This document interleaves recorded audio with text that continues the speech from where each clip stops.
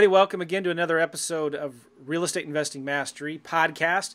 This is our Brilliant at the Basics series. I'm Joe McCall. I'm with Peter Vekselman. Peter, how are you? I'm great. Thanks, Joe. Awesome. Listen, the last two episodes that we just recorded that you've recently listened to, we've talked about what Peter were to do if he were to start all over and what I would do if I was to start all over. So go check those out. This podcast series is sponsored. We have a sponsor. It's sponsored by our book, freebasicbook.com. Freebasicbook.com. It's called Brilliant at the Basics. This is a real simple book. It's not some big, voluminous, epic book about like the million different ways you can make money in real estate.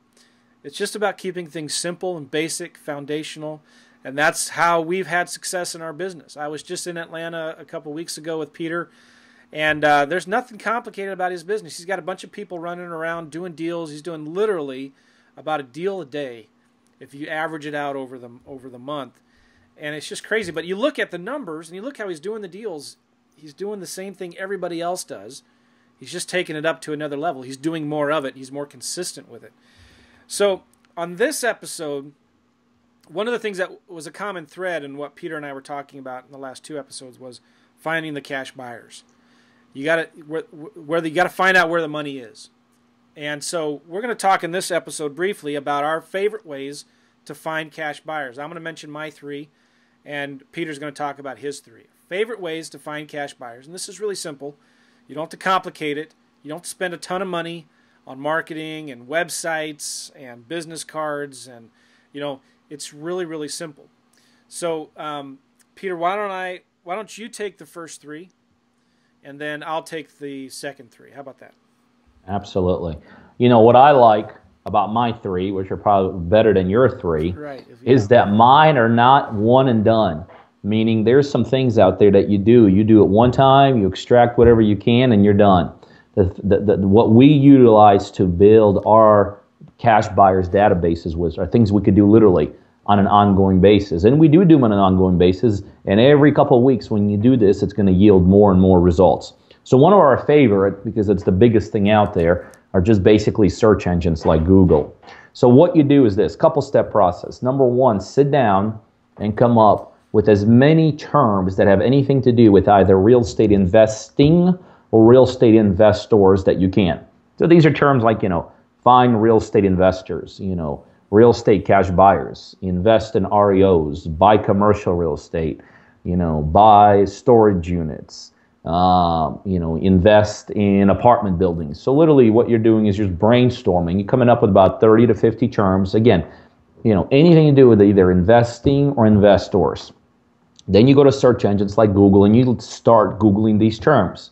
Now, here's the key. On the end of every term, you want to put the name of the city that you live in.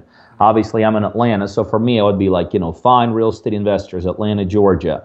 We buy houses, Atlanta, Georgia. Invest in real estate, Atlanta, Georgia. And then by doing that, the city, what it does is it grounds a Google around you. Because, obviously, you want to build a database of local people first. And it grounds it. Now, I'm not telling you anything you don't know. Not every result you're going to see is going to be an investor. You're going to see mortgage companies. You're going to see real estate agents. For this exercise, you keep those out. You just focus on either investing or investors. So that's how we utilize Google. Craigslist. Craigslist literally could be used on an ongoing date. You don't have to even wait weeks to do it. You could do it every single day. You're going to your city, go to real estate for sale. You're going to the drop down for sale by owner. And then in the search bar, you're using, again, the key terms like investor or motivated seller or investment properties or fixer-upper, right in the search term of Craigslist.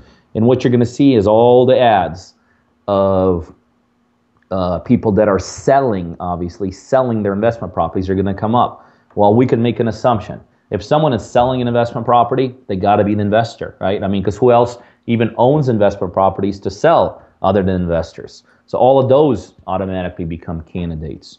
Local REIA clubs. I don't care what part of the country you're in, there's probably a REIA club or real estate investment organization within 50 or 60 miles of you. In most areas, it's a lot closer. Here in Atlanta, we got a dozen or so of them all over the place. So what you're doing, just Google for some local REIA clubs. And for those of you that don't know, They're just organizations. Almost every city and town has some. They're run by investors for investors.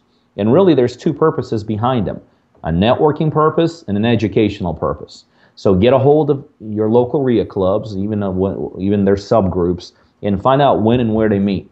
I think all of us need to have them in our calendars. I know it's impossible to go to all of them, but whenever you can and you're available, look at your calendar and pop on over there. And the reality is, even if you're only there for 5 or 10 minutes for the networking piece, but it's a great place to shake some hands, meet some people, grab some business cards, add them to your database. Those are all investors. Again, they're ongoing. You're getting new investors there all the time.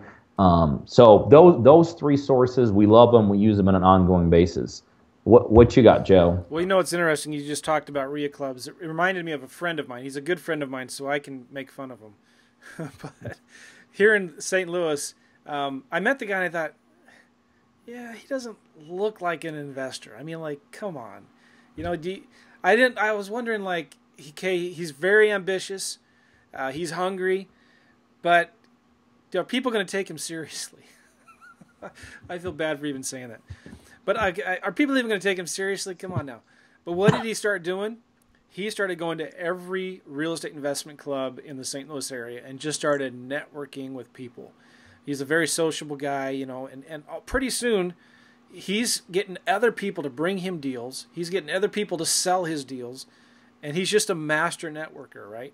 And so there's a lot of power and truth into what you said.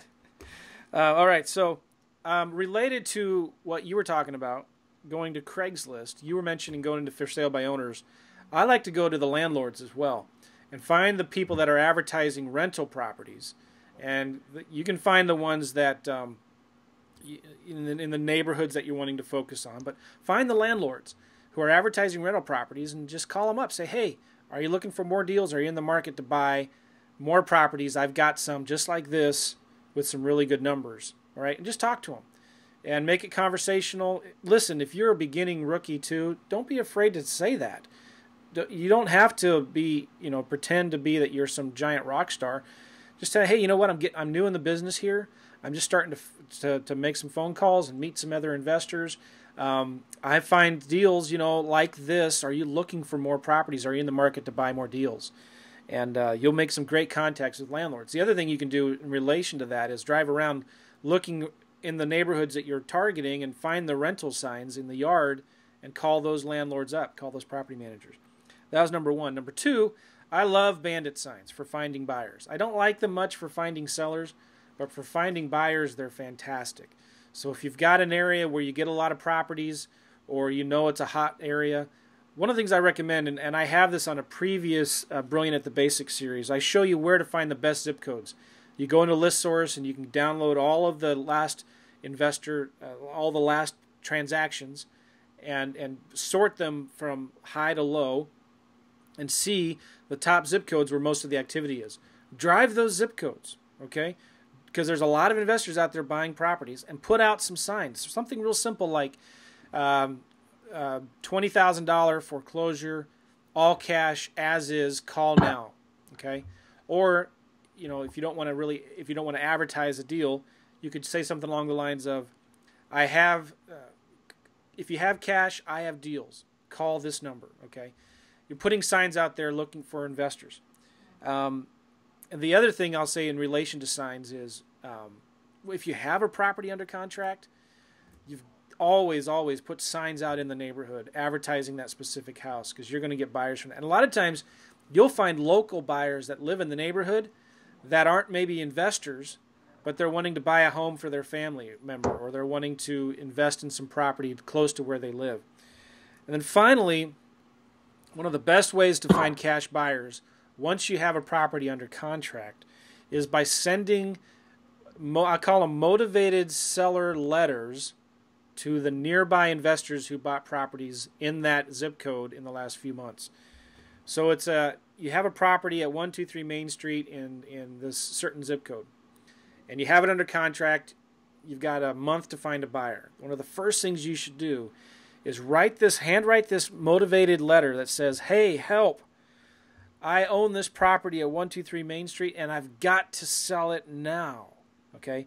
If it was listed with a realtor, you could say, I've had it listed with the realtor and I've had zero interest. The taxes are paid, the title is clear, and I need this thing sold today. Underline it. So you're writing this letter as if you're a desperate, motivated seller, and you are, because you got to sell this thing, right? Call me right now. Drive by it. Call me. I've got to get this thing sold today, and underline it, and then handwrite it, and send that to every investor. In fact, the guy I learned this from, what he does, he told me this. He takes the letter and he actually crumples it up and then folds it, and then folds it back and puts it in a hand-addressed envelope with a live stamp and mails it. I'm not kidding. Every time I've done that, I've gotten a 20 to 30% response rate. Many times 30 to 40, about a 30% response rate on those letters, which is just phenomenal. And you're sending that letter out, and if anything, they may not be interested in that property, but you get them on the phone and you talk to them and find out what they are interested in. So those are the 6 things. Just to summarize, I wrote them down. Google, go to Craigslist, look up the for sale by owners that investors are advertising and the landlords. Go to RIA clubs, bandit signs, advertising for buyers, and sending out these motivated seller letters to recent cash buyers. I'm telling you guys, if you do that, finding buyers is not going to be an issue. And I will say this finally, to end this. Never stop doing that. It's really, really important. You always keep on marketing for buyers. Wouldn't you agree to that, Peter? No, absolutely. This is one thing you can't have enough of. I mean, to this day, there's not a day that doesn't go by that here in my office I don't get. This is just from the last 2 days. These get put on my desk by new investors that come into our world, and we process them. So no matter what, I don't care if you're doing your first deal or if you're doing your over thousands of deals. This is the goose that lays the golden egg. Absolutely critical. I will say this too: if you have a team, if you're starting to grow your business and you have an acquisitions team, this is one of the last things that you need to outsource or give to somebody else. You need to have these relationships with these buyers yourself, because they're the ones who have the money, and you need to get to know them. You need to take them out for coffee, have them over into your office. Those cash buyers are really, really critical and important relationships you need to nurture, because these are guys that are these are guys that have the money who are going to buy your deals. Very good.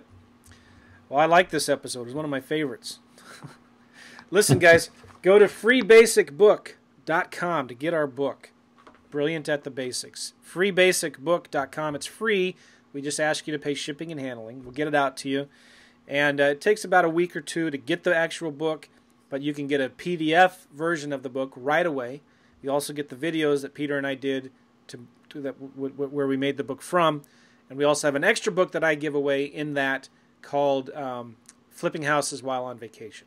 It's a really cool book that you're going to get a lot out of. The reason why Peter and I are doing this, guys, is we want to grow and expand our business. We want to duplicate our business model in markets all over the country. And if you want more information on how to work with us one-on-one, personally work with us, have our team build your systems for you, have our virtual assistants do your marketing for you, and do all your follow-up for you, there's nothing else like this out there. Go to peterandjoe.com, peterandjoe.com to get more information and apply. We don't work with everybody. All right? So thanks, Peter. Sure appreciate it. Yeah, I enjoyed it. Thanks, Joe. See you guys. Bye-bye.